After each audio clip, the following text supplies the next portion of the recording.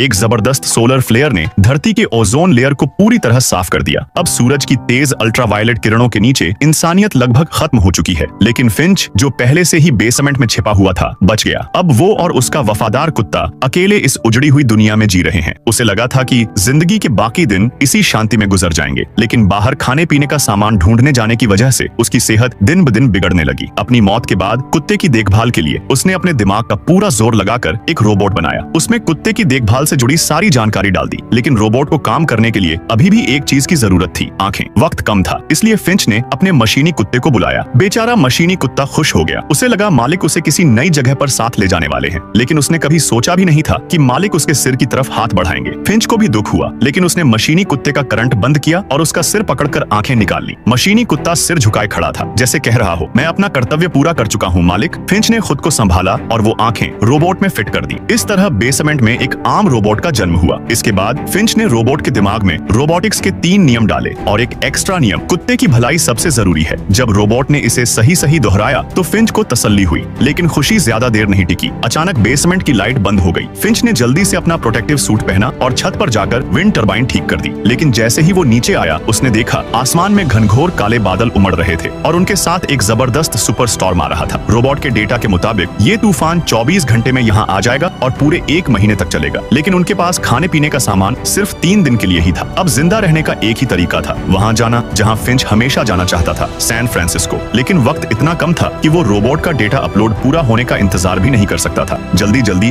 उसने रोबोट को पैर लगाए और उसे चलना सिखाया। शुक्र है रोबोट जल्दी सीख गया। पूरा परिवार अब सफर की तैयारी में जुट गया। इधर मशीनी कुत्ता भी कुछ मदद करना चाहता था, लेकिन आंखें न होने की वजह से इधर उधर टकरा रहा था। तभी फिंच की नजर एक पुराने कैमरे पर पड़ी। उसने वो कैमरा मशीनी कुत्ते पर फिट कर दिया। अब सब सामान बांध लिया गया। 2 इंसान 2 रोबोट, ये पूरा परिवार अपनी आरवी गाड़ी में बैठकर भाग निकला। लेकिन फिंच को पता था ये कोई आसान सफर नहीं होने वाला। उसे लुटेरों से बचना था और साथ ही रोबोट को सिखाना था कि इस बर्बाद दुनिया में कुत्ते की देखभाल कैसे करनी।